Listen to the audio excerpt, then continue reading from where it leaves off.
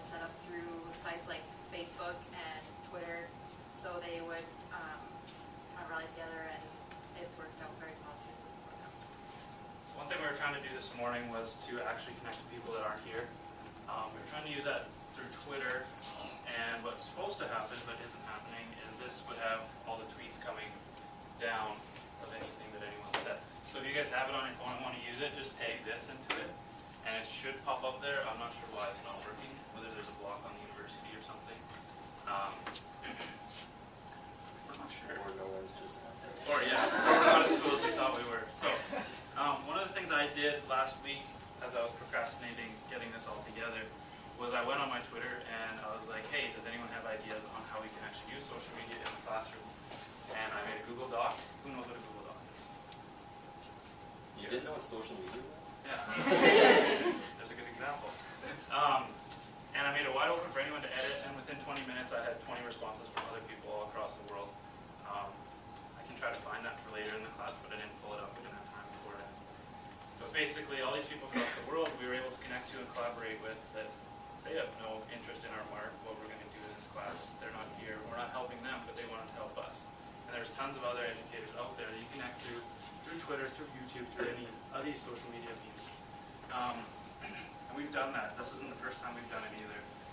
Corinne has had an experience where she got some help from someone. She's going to tell you about it. So we have to do a unit plan in our 350 class, and I was looking for ways to teach about exponent laws without having students to memorize them, because who likes that? No one. So I just sent out a tweet saying, does anyone have any ideas on this? And within 20 minutes I had lots of responses, and then one person actually offered to make instructional videos for me to use in my classroom. So she went and made 3 instructional videos for me, and there you go. My review was done in no time. Did not do any work. So that's positive. Yes. There was a time last year when I made a video for a class. If any of the 200s are in here, they would have known what this was about. And I made a video about the university and made it into a math problem, sent it to some kids in Florida, Michigan, and Thunder Bay. And they were able to answer it, and a guy who we're going to hear more about later from California who's big in the math online community found it, revisited it, fixed it, made it better. I learned a lot from it. It was awesome. That's just another example of pushing or publishing your work to be able to get more feedback from it. Now, another thing we did this semester, I don't know if our classmates realize this was part of our project or not, was we made a Facebook group just locally within our class. We put everyone in our class into this Facebook group, and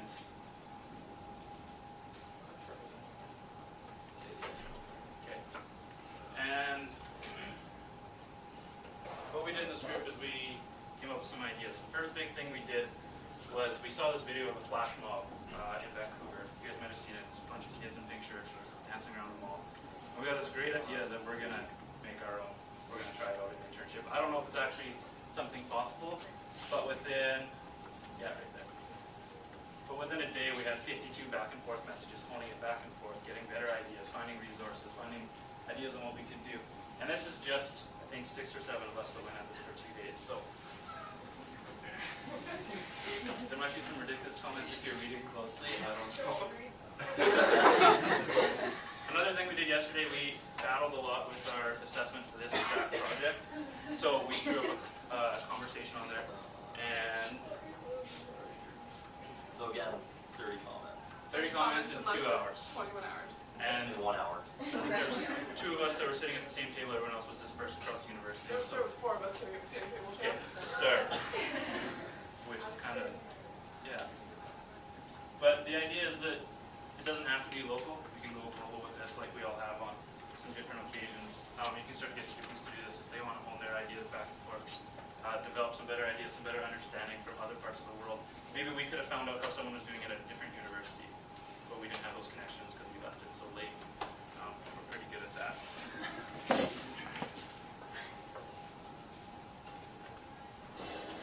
Another thing that has been happening a lot in Canadian news, not so extreme as Egypt, as far as social media, was the metered internet. Does anyone heard about that? Yeah. So basically a lot of the ISPs, the internet service providers, want to put a limit on how much internet you can use, and if you went over it, you start paying so many dollars per gigabyte you used or whatever. Kind of like a long distance plan. You're going to start paying ridiculous amounts once you go over it. What the CRTC has done, they launched a social media campaign, and they were all over Facebook, all over Twitter, and I think they have something from 85,000 to 100,000 letters that have been sent automatically through their website, through their social media means, to the government, and if you follow the news, it's been mentioned a fair amount about recently. So, yeah, the decision was reversed, and so now they aren't necessarily meeting meter and internet in that way, but they're still in discussion with them, so they're still active at the CRTC, so go check it out, make sure that you're doing your part. So the big thing Rick wanted us to do in this project was to lessen the gap between students and teachers as far as using social media. So a lot of teachers use it with teachers, a lot of students use it with other students. No one really ties that gap together so students can start using it with their teachers in their classroom. So we do have a few ideas on how to do that.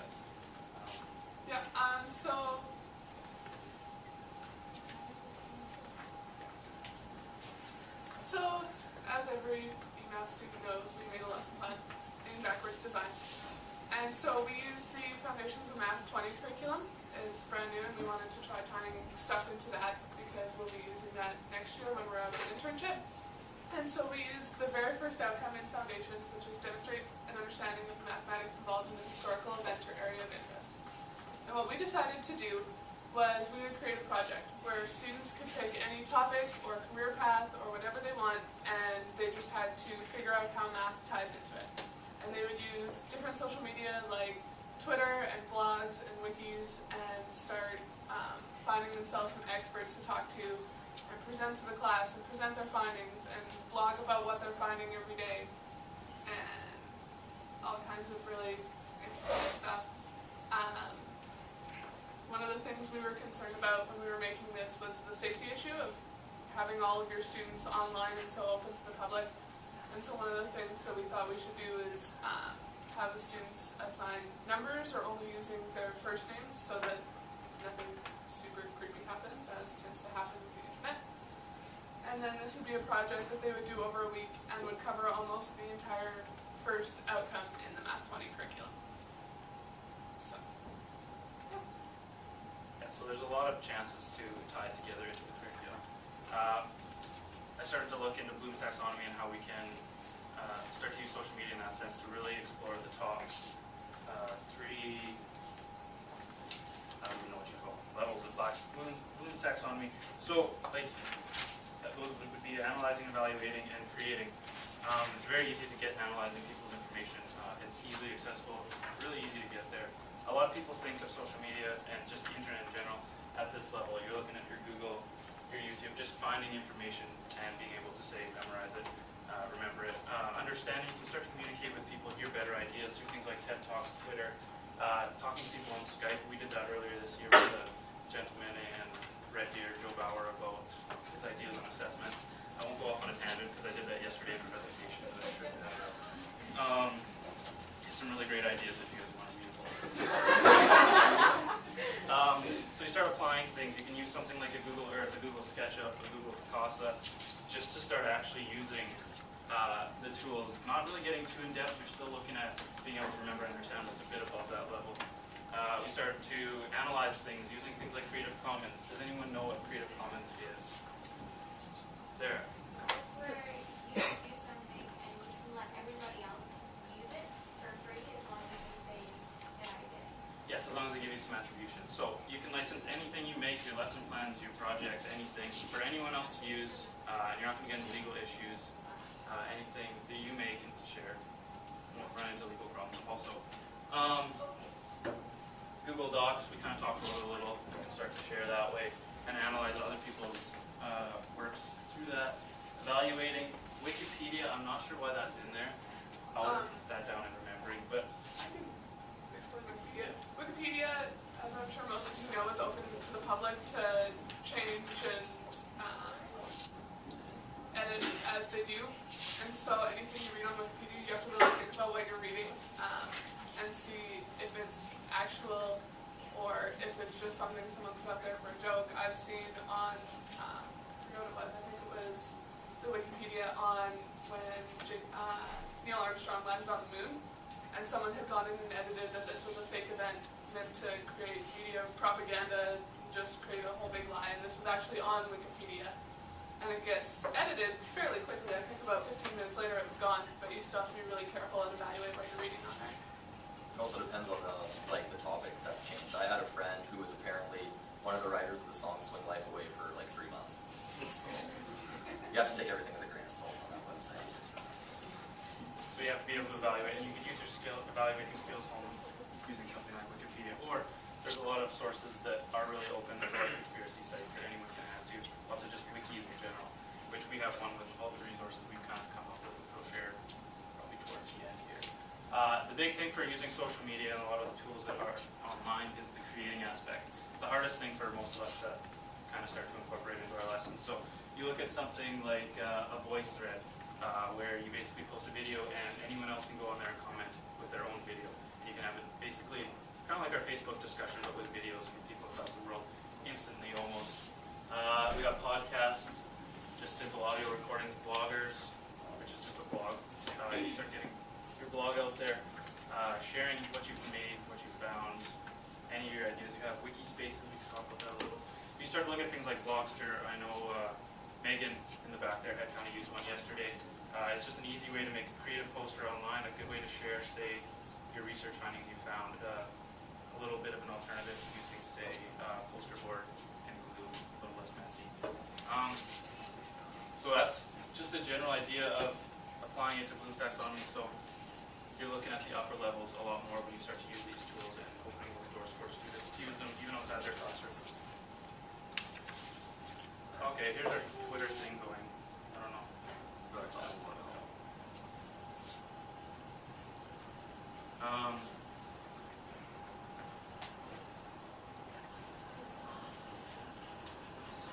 So there we go, within 15 minutes we already have a response as how they use Twitter in their classroom.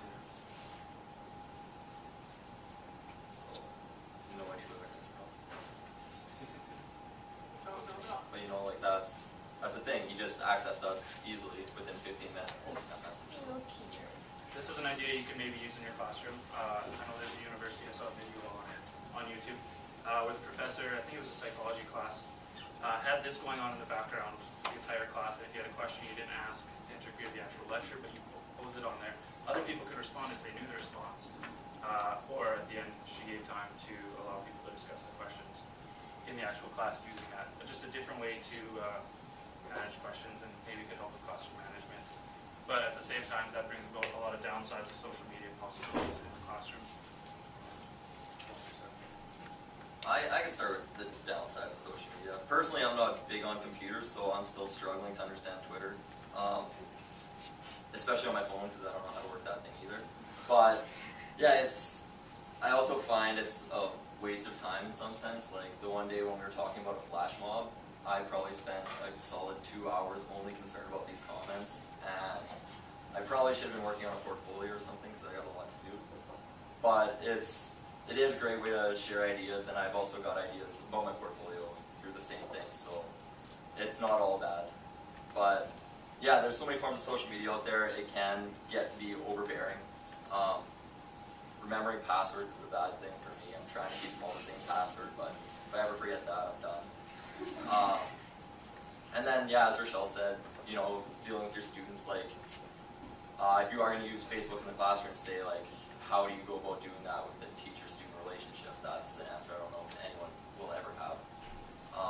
And also the safety of your kids, since you're putting them out there to the world. I think another thing is, for me, and all of us, I guess, since we live in Saskatchewan and a lot of rural communities here, like, some people aren't going to have access to the internet, so you can't expect that from them. I never had the internet all through high school, and I still don't have the internet at home, so trying to incorporate this into a lesson wouldn't work for me. I wouldn't be able to access that unless I was at school and had spare time to go use a computer or something like that. So you have to be sensitive to those kind of things, especially where we are.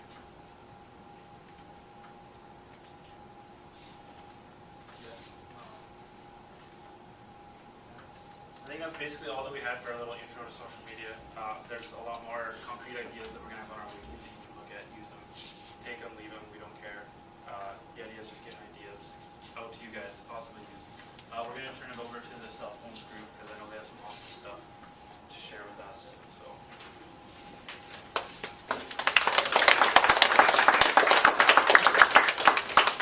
How do you make the internet normal?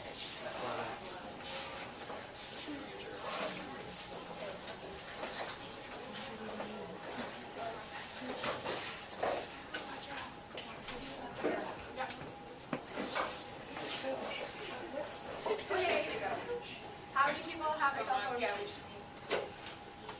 I want everyone's cell phone. That's what I wanted out. I want to see. So 20 years ago, if you were to say that every person in a classroom was to have their own personal laptop or computer on them, how many people would say they wouldn't want that? Probably not very many, especially 20 years ago. And what we're seeing now is that we do have this technology, and it's just not in the way that we thought it would be. It's like this. Cell phones are becoming huge, they're very important, and students are very interested in them. I know that I don't take my cell phone out of my hand probably for the entire day. So that's just me, and I'm 20 years old. So our task was to look through cell phones and how you can incorporate it in the classroom, the pros, the cons, and it was a very interesting process. As I started, I didn't really know what to do because Rick's very vague, if anyone knows Rick. So he gave us some links, and I looked at them, and Rick always makes fun of me because I'm always texting, and he always mutes me, and I didn't know what to do with it. And then, I'm sorry, I had a text. I'll just put that there. So what I started with was I decided I was going to blog about it because I love to blog because I'm really cool. And so I blogged about it, and then I sent it out on Twitter because social media. And within probably a day, I had responses from all over the place, and hundreds and hundreds of links coming into me, and I was very overwhelmed. And do you want to go to our first wiki? Just type it in, or go to resources. So our first wiki, Kyle goes, sound, just put everything up on the internet so it looks like we've done something already. I said, okay. So this is our first wiki. And it started, and I just started, just scroll down, adding, and adding, and adding, and adding. And then I had so much, I was completely overwhelmed. And so one day I come across this link, and it was all about QR codes. And I don't know if anyone here knows what a QR code is, but we're going to talk about it. And it came up, this is a QR code, just for a picture. And it came up, and I was like, oh, that's not very interesting, I'm just going to throw that away. But then it just kept coming up and coming up and coming up. So I decided, well, I really should probably look into this. And the more I looked into it, the more I thought it was absolutely incredible. So we're going to talk about QR codes, and that's what we've based our lesson on, and how you can use QR codes to incorporate cell phones into classrooms. So you want to describe what a QR code is? Okay, so you've all seen the picture of the QR code, which is this right here. So they're becoming way more popular.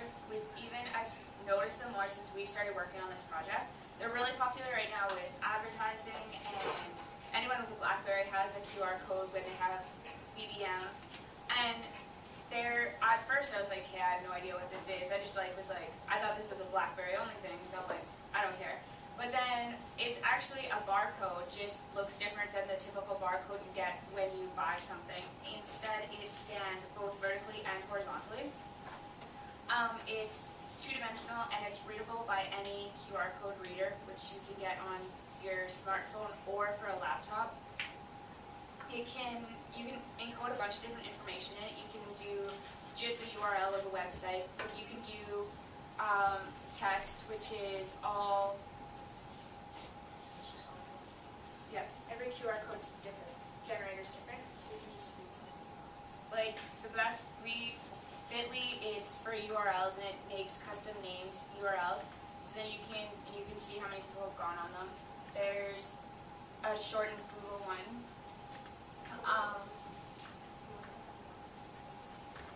Yeah, and then there's this one that it's Cream Erkins, no idea who that is, but it can be codes from URL, bookmark a website, make a phone call just by scanning the barcode, send a text, send an email, Google Maps. You can create pretty much anything you can link just using this simple barcode that just looks like a picture.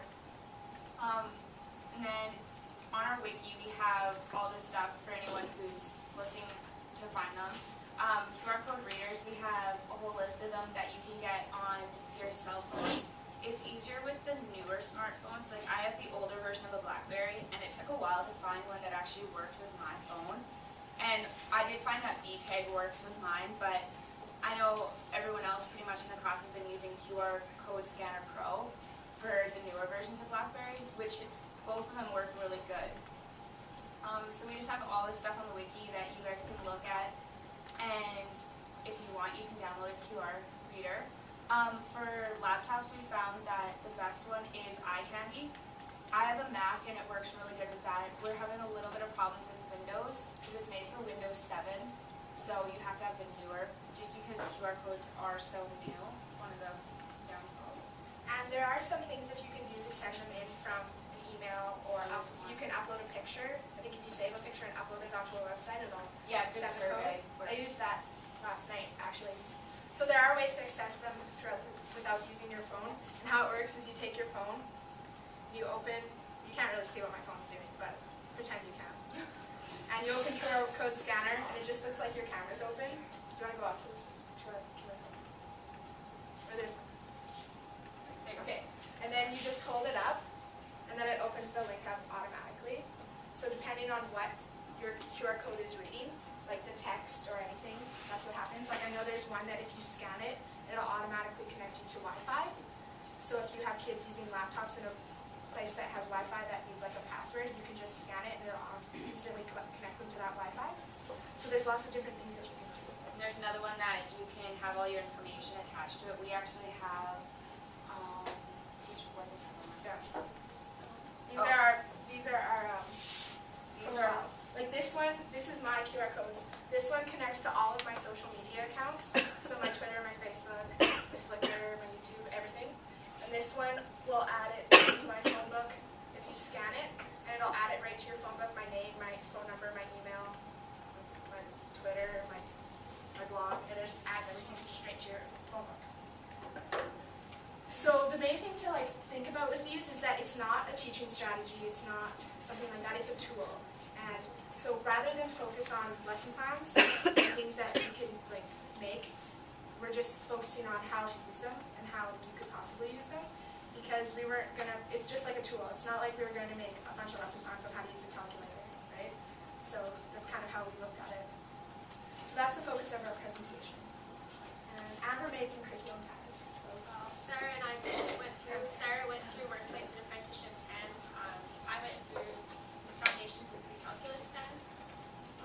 So we have a long list of most of the indicators there. Some of the really interesting ones were just linking students to sites for more information to help them develop formulas, relationships, I guess I should say, things like that. Using QR codes on products to find out more about these products, or looking in flyers. Workplace and Apprenticeship has lots of stuff about being a good consumer, and that's a really good place to find that. Linking images to more information, so having an image of a Pythagorean triangle on your wall, and students can link to it and find out more information about that triangle. You can make flashcards, and it directs them automatically to the flashcards. You can have them making their own, or you can have them reading the flashcards, and that's for most of the indicators. A really interesting one Sarah came up with was that you could look at the QR code itself to find parallel and perpendicular lines within the QR code. Making podcasts and videos to explain a concept or show verification of a theorem being generalized. So if they've come up with a theorem, they can make a podcast about it and explain how their theorem works. Sending examples to discussion board. There's lots of places in the curriculum where it asks them to develop their own example for something. They can easily send that to discussion board, and away you go. And another one is to link to an experiment and have students analyze that data, or you can have them send in an answer and you can use the data you collect from there to analyze that. So lots of these things, they're online tools. I'm not saying that you couldn't do this with a computer. The fact is that you can do it really, really easy with your cell phone. For instance, if you had a poster and you put a link on a poster, how many people are going to go and type in that link on that poster? How many people would type it into their cell phone? Probably a couple. All you have to do is scan it, and it'll completely connect you from the real world to the technological parallel. So what we've done is we've made up a worksheet to exhibit some of the uses of QR codes, but I need to know who has QR code readers because we have to split you up so there's enough people who have readers. I just downloaded it. You guys want to distribute? Yeah, and my phone too. You want to distribute yourself amongst the tables? And then give me some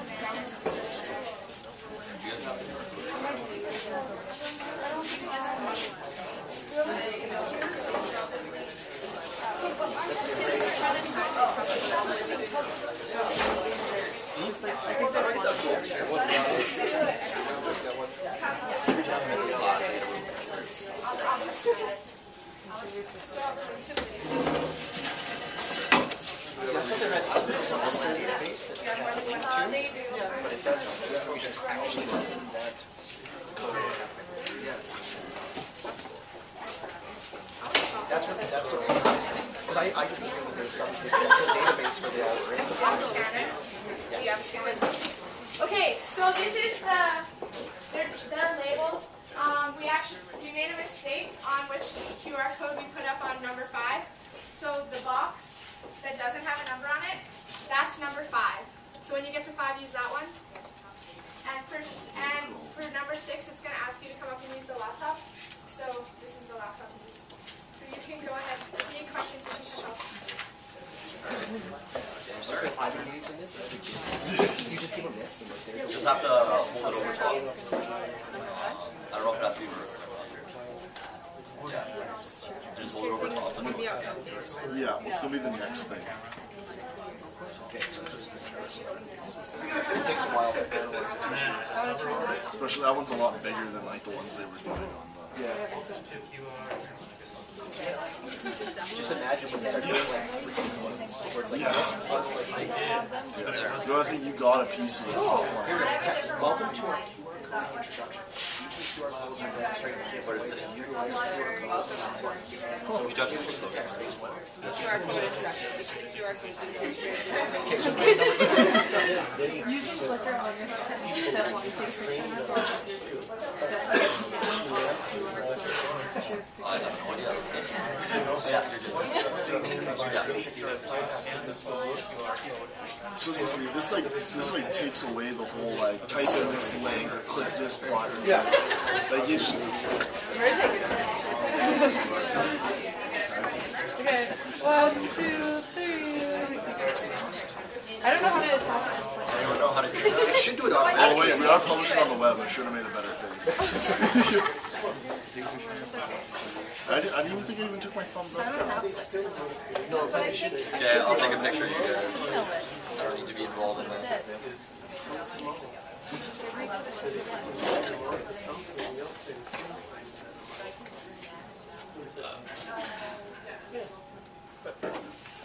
That's a great looking picture. Maybe scan this one. Yeah, because that Okay, so then scan the the next one. first two are text ones. Just look how complicated they are. The next one is stupid.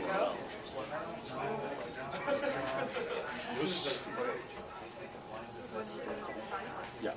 Bio. Does anybody want to do number 3? Oh, okay, yeah, that was just the, Yeah, we're looking. And then press the text. Well, you got it. Definitely not a math person.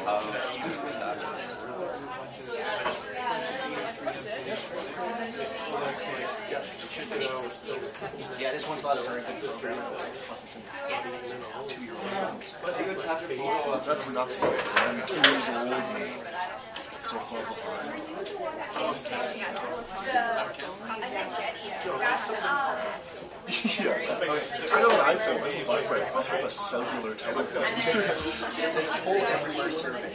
What is your name? Where are you from? Text QR code generator. 075 message. 252 You like generate you want a code and then copy your URL. Sure. What's the number? I think we're gonna show you like I can and then it comes out with your 32075. like that you are on. 32075. Yeah. And then in the message you should put cast all capital letters. Okay. Wait, I gotta. This won't send because we don't have service right now. I got service. Can I try to Okay, so then I have cast, and then I can just put any message that I want. And then I type my name. Yeah. Name and where you're from. Cast, sorry. What's the number? 075? It's all there. It's all over. Blackberry Apple. I had super engaged training. Okay, yeah, then Is this the poll? Yeah. So it's not Just one of these should be guessed. yeah, because I can't Anything, your name and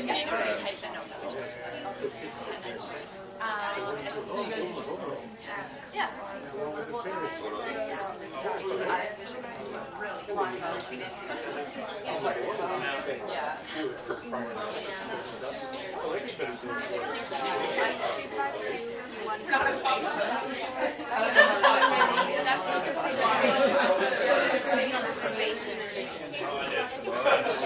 oh, there's mine. On the internet. Look, Mom, I'm on the internet. Yesterday,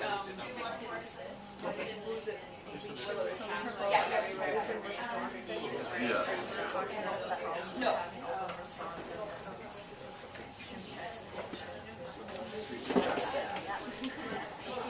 boom. That actually went really quick. Look at that. I don't know how to text that. I really don't. Can we BB? How many? No, because there's like, they don't know which one to do. It should be your SMS. Janice, should I expose the faults of the It's response? a yes and a no. So yes, I heard.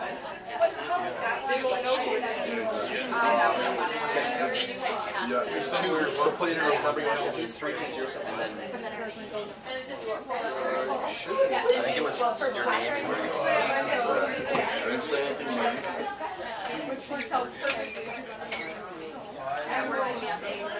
Should be able, there's got to be a way to just put in the number. I don't think Ollie And then they just do that. Yeah, absolutely. So then take in cast, 252-146. I think. No, you can do it as many times as you want. I just did. Now you can take it. Yep. Oh, we were talking about this yesterday. Oh, what is it yesterday? One of the people, one of the people and Megan sent in the teacher's on. And then she But she for like, signatures. yeah, so it said Megan after it anyway. But Okay. So what about your work send it a secretary what am I saying? let's see, mine's already taken off the screen. She got hired. Yeah. I'm just trying to send it again. What am I saying? Let's see if this works.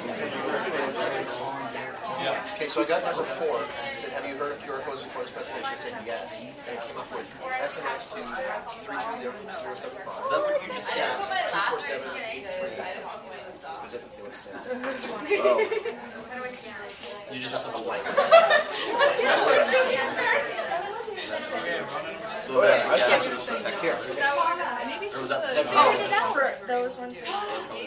Go to that. No, you can just, that should work. If you just push OK, it will automatically put your vote in unless you have. But the yeah. So then, so when I pull up the poll,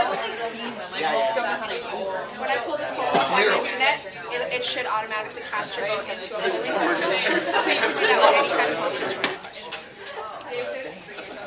Okay, so what's the question? Well, it's because you had one. I was that kind of student. Yeah. Those who fall behind, stay behind.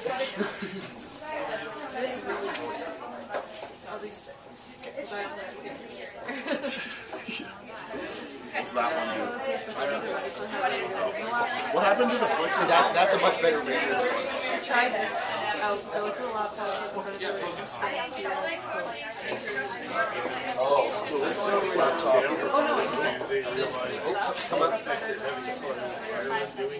Oh, number 5's a video. Oh, sweet. Let me at it. But who knows if it'll work for it. One of the biggest dreams in the world is air conditioning to keep servers cool. Well, this is true.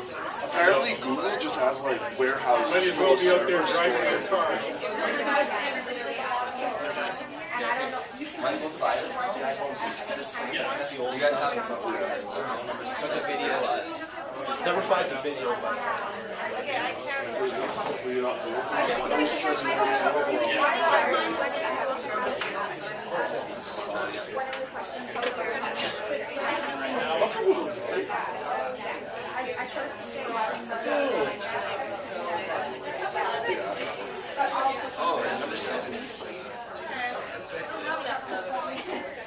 There's a lot of snow getting to the hot tub. No, it didn't work.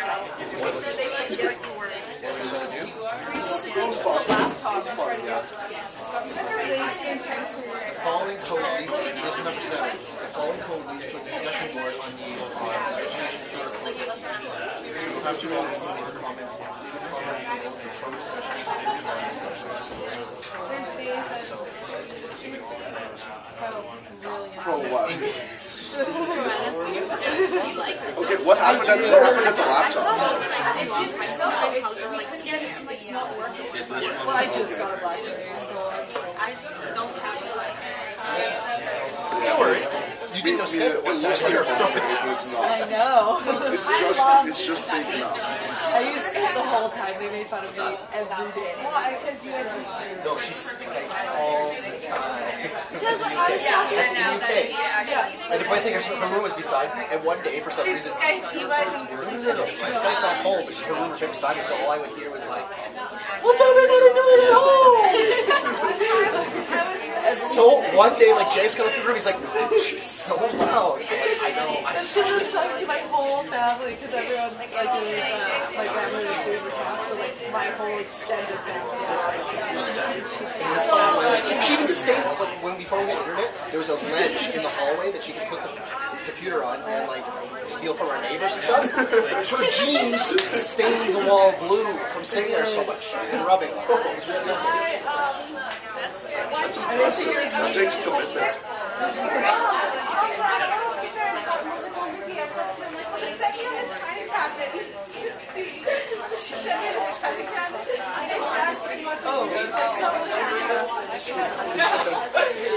Some voyeurism. It's gonna be weird when it's gonna be like someday like when Skype gets like good enough quality. It's like, oh, you watching a movie? No, just set me up. Yeah, Just set me up. absolutely. It's unreal. They did get really good. So that I can and it was always like the most, like right outside time. It's super random. Who does this for you? Well, my boyfriend did it once by accident. Like, he left his house and we had been, like, talking on Skype and I was going to bed and I couldn't sleep and I could hear his fish tanks on his Skype. And I was like, oh, and it just, like, put me straight to sleep. So I had to sleep, like, it's just that long. You don't have to, like, Maybe just hold it further on.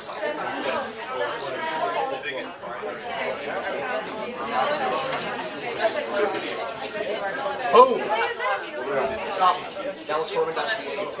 DallasForeman.ca. Is that at? Wow. I did some changes. Hello. This is when you like install WordPress. So what happened was I installed WordPress on my host, but it took. You're technically on like, WordPress, yeah, right? No. This is the WordPress program.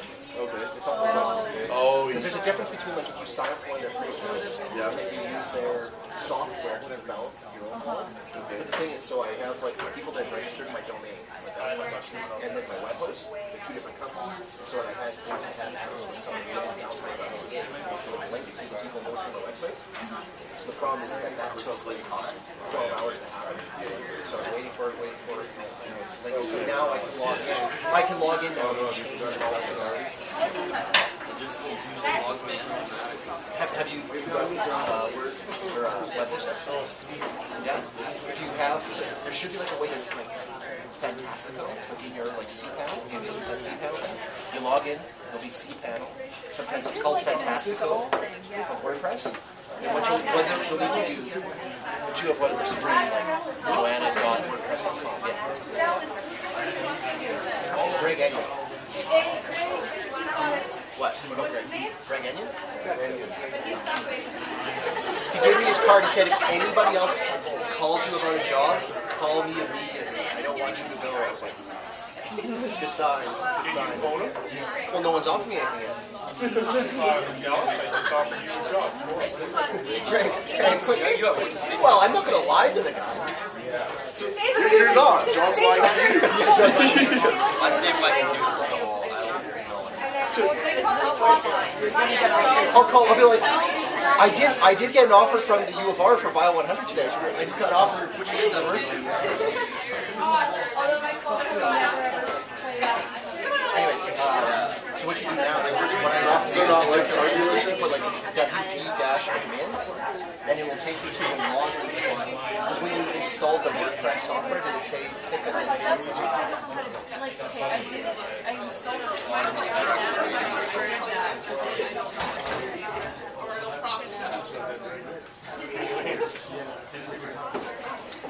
I mean, like you log on to your... See, so I put it down, I just put it down for WP-admin, and then it comes here, so now I can put in whatever username and password I set up, when I install WordPress. And then you can get to the WordPress area where you can change it. So you don't actually do this from your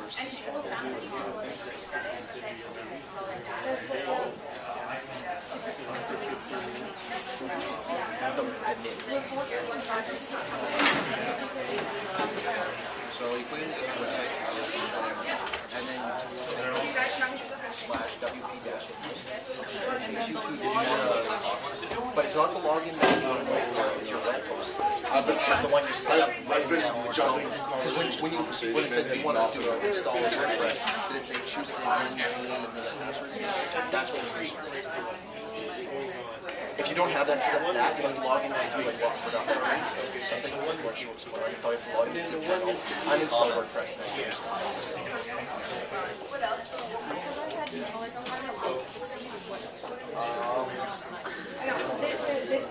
What can you do with this? Okay, I want to get everyone back, reconnect everyone so we can talk, do some more talking. Like we have it. I don't want to see this.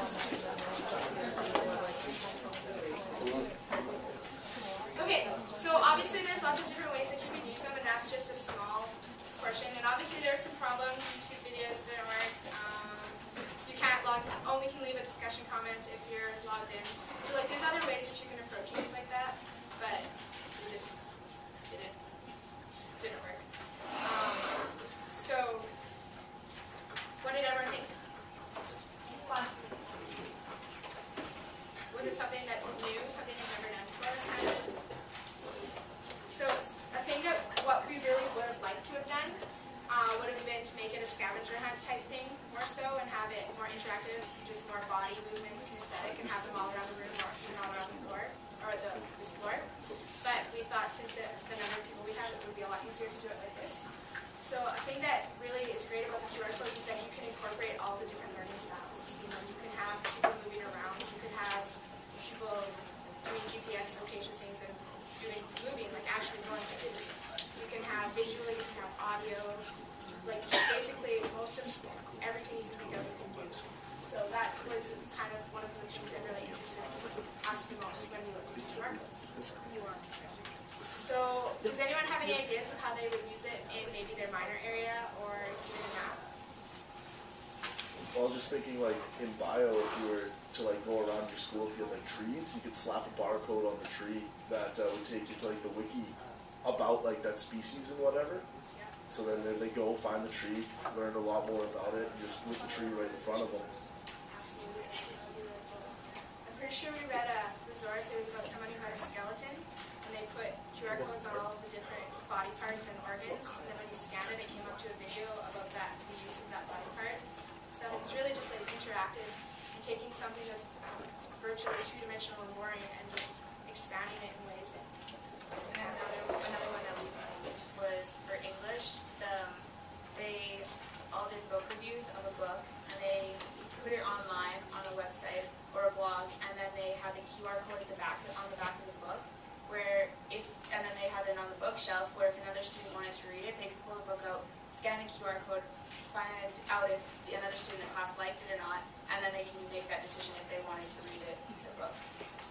I think all of you students should, I mentioned this to Kyle and Brandon, I think you should all have your business cards, and on the back of your business card should be your QR code, and that goes to your wiki page, and there's where your portfolio is.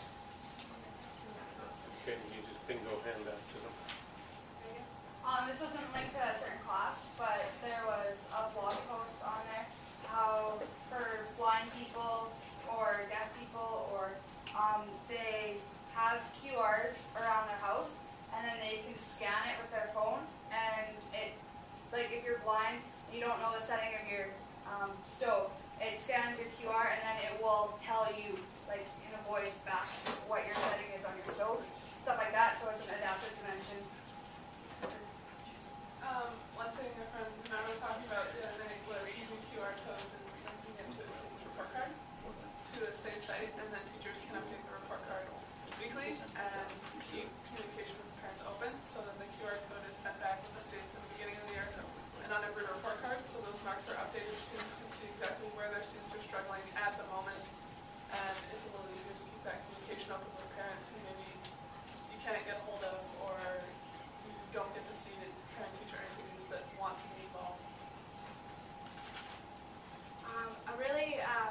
My idea for this kind of went beyond just making lesson plans and having QR codes with them. What I really wanted to do was to take it to the social level and to get it out to the world.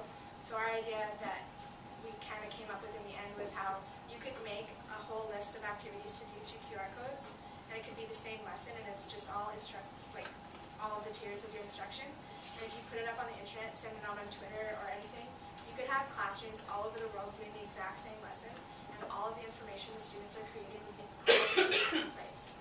So you could have students connecting with students all over the world, teachers connecting with teachers all over the world, all doing the same assignment, which I thought would be really, really cool.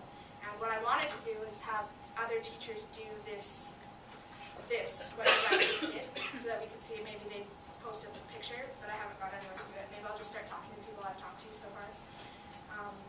An idea that I had, and I want to talk to science students, is that if you did an interactive lab where it's like the students are making their own lab and like making the QR codes and send it out and get other people to do results, would that be beneficial? Maybe, I don't know. I don't know the QR codes. Like, this is the first time I'm really seeing them in work, so Yeah. if anyone else wants to. So that was kind of that. And we found a lot of resources. They're all on the resource page. We don't put that page up. About how to do it with math. And a lot of it is about like differentiation. You can have different videos coming up showing things. I know there's the what can you do with this group. You could have those videos coming up. You can have any kind of video coming up. You can have pictures coming up. You can have people talking. I saw one about a teacher who was doing volume with cylinders. He put QR codes underneath each of his questions, and if the student needed to, they could scan it, and he would show you how to set it up, and how to do the question if you needed that. I know calculator.com works really well with cell phones. You can link it to all of the different kinds of calculators, like the graphing calculator, unit conversion, all of those calculators, and they all work on your phone. So you can have that adaptive connection if students don't have calculators. There's textbooks. There's a teacher who puts QR codes in his textbooks to make them a little bit more interesting. And so, yeah. And one of the really cool things with the QR codes is that students coming up are going to have a lot more ideas than we are. You just have to face it. They're going to be more tech savvy than we are, probably. And if you give them something like this and ask them to come up with something, I bet you I can make you come up with 20 ideas to every one of ours. I know there's a video on the resources page. It's called Black and White and Scanned All Over or something. Or maybe I made that up. Oh, no, it's called Black and White and Scanned All Over. And it's about students who just started making their school QR savvy. And they have them all over the school, and they made a library station. It's really cool video if you want to watch it. And one of the last things I want to share is last night I was just reading about someone who used QR codes, and he did a lesson about, I don't remember, some Socratic questions, and I just sent him a comment, and he responded, and he was talking about, because I asked him, well, how do you do that? Like, how do you just use cell phones in the classroom? Because obviously there's going to be issues with parents, teachers, everyone. And he said that, this is what he said, my school resisted their use for some time, but a few of us were able to change the policy by showing the educational benefits of phones in our classroom. Students are now allowed to use cell phones and iPods in class with permission. If devices are seen in class without permission, it is held by the principal until a parent comes to pick it up. The policy has worked so far. And then past Friday, he did a workshop about them with his school. This is a teacher from Alberta. So that is really cool, just connecting with that person. And I think I'm going to ask him a couple more questions at a later time. And so that's a really good way to start talking about the pros and cons of cell phones and QR codes. So now let's go on a little bit further. On your worksheet, you were asked to text in, or not text in, use your QR code to link in, and the pros and cons. So let's just quickly talk about the pros that you saw with using this in your classrooms. So basically Sam said, leave any points you think. Reagan said, oh, it's quick and easy to use. And another says, fun and interactive way to use cell phones. Does anybody have any more suggestions about using cell phones? Like, why would you want to use a cell phone in your classroom? Every kid has, well, it seems these days every kid has one. Okay. So it's going to be useful because they're going to bring them into their classroom. Okay. Yeah.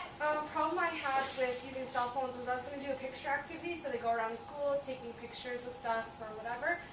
The problem was I wanted them to upload it and be able to print out those pictures and do something with it, but they didn't have a camera cord, or they didn't have the cord for their cell phone to upload it. They couldn't upload it because there wasn't wireless, so they couldn't upload it from their phone onto the internet. They didn't have access to Facebook, so they couldn't do it that way. So there's a lot of barriers that way, so I just ended up just scrapping the activity because there was so much stuff that was stopping me from doing it, so you just have to look into all those little things that might prevent you from doing that stuff. Anyone else? Other pros, reasons to? Oh, just say cons. That's okay. So we're going to get to the cons soon too. Just throw it. You should hear my Pros. Kids will be excited about it because they're always being told that they can't use the cell phone. Keep them away, I don't want to see them. And then when you say, bring them out, we're going to use them today, they'll probably get excited no matter what you're doing. I did a poll everywhere, and I had put on the announcements that the grade 9s needed to bring their cell phones to class, and the whole school was just like, what are they doing in class? Another thing I think big pro for this is that your cell phone, basically if you have a smartphone, it connects to absolutely everything, and so you've got like a little computer all the time with you. Like Sam is attached to her phone like it's another body part, and she, if we say something, she'll like, and she'll know what she's talking about instantly. So she has information from everywhere attached to her hand. Look a lot more clever than I actually am. Right there. And it accesses, there's so many different things, especially now with your smartphones, there's apps for absolutely everything. When I was going through the curriculum, I was like, there's an app for that. Okay, there's an app for that. And so there's just so many opportunities with cell phones, but again, like any tool, it does have its downsides. So let's just quickly go to the cons page and see what we found.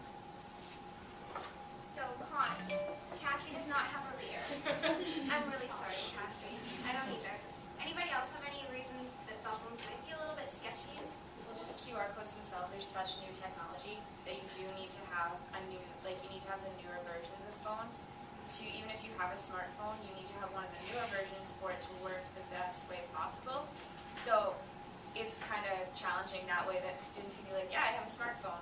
Oh, but it's the older version, so it doesn't work. Yeah. And then there's just any technological things like the browser's slow or any of those things. Those are like simple things. Then you have like problems like students are texting and they're really distracted.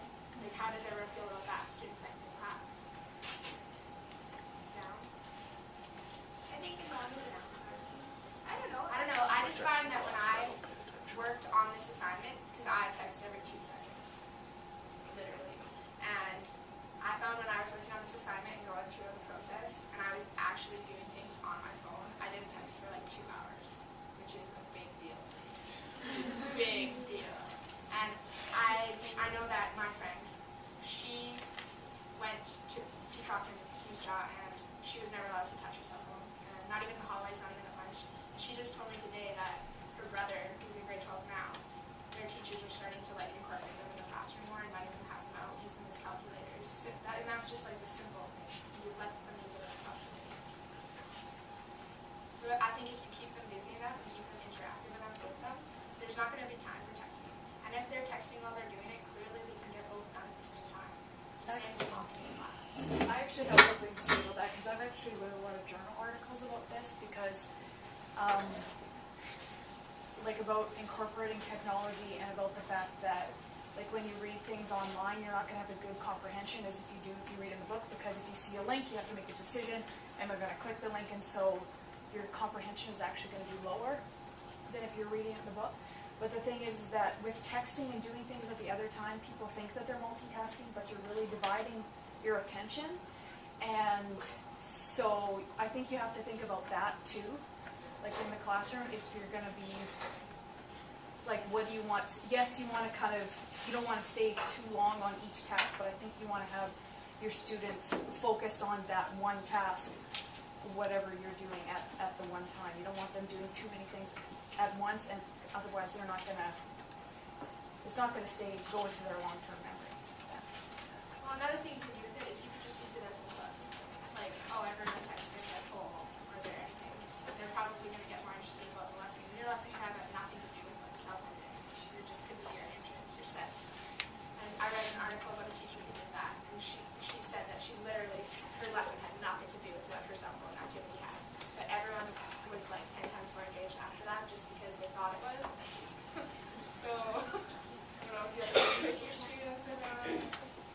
I'd say one other major con that I would have troubles with is if I was really going to go gung-ho with this whole cell phone thing, especially even with social media, is that as a teacher, it's going to take up a lot more of your time. You're going to have a lot less personal space. Like back when there were no computers and no internet, you could sit at home and drink a cup of tea and nobody would know.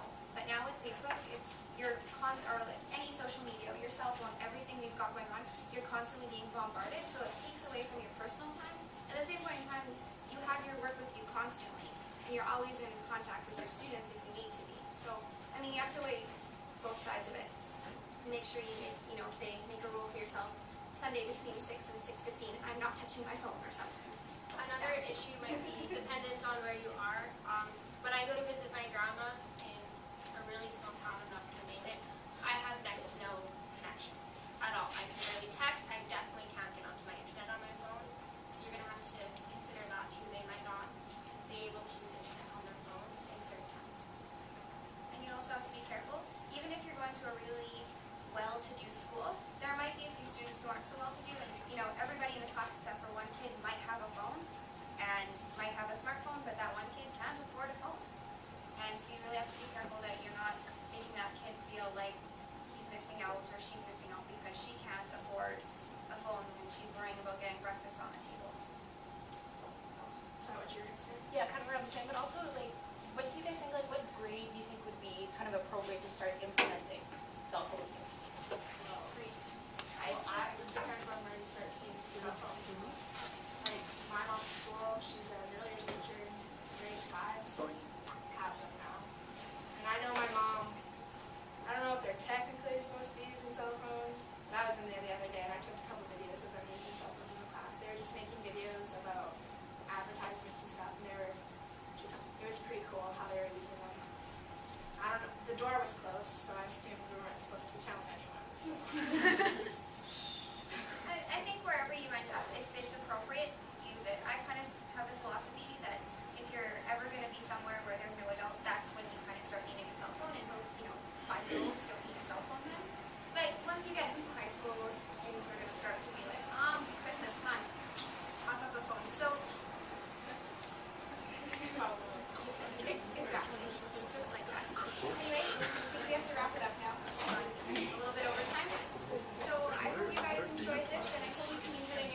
like the smartphone. If you had a school that like the smartphone, like the reader and everything, we didn't have a data Everyone plan. check our wiki. Or like, And we want to keep adding to it, because I'm yeah, going to make yeah. my art What? my art Yeah. Or like, you know, you take a picture and you upload it. It requires that the students need to be aware. Yeah, well, that's where that comes from. Okay.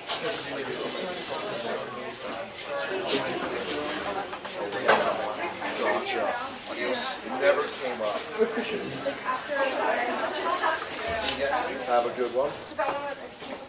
I figured out 10 balls and 5 rings. Yeah. I'm excited when I did. I figured it out in my Tom's class after So for that last question, did you guys like how after they showed it to us. But I was also working on Or maybe the part of that was just the yeah.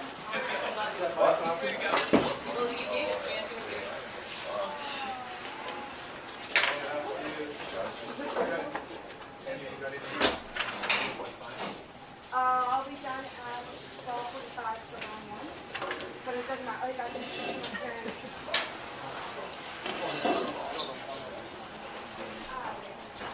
1:30? Okay, that's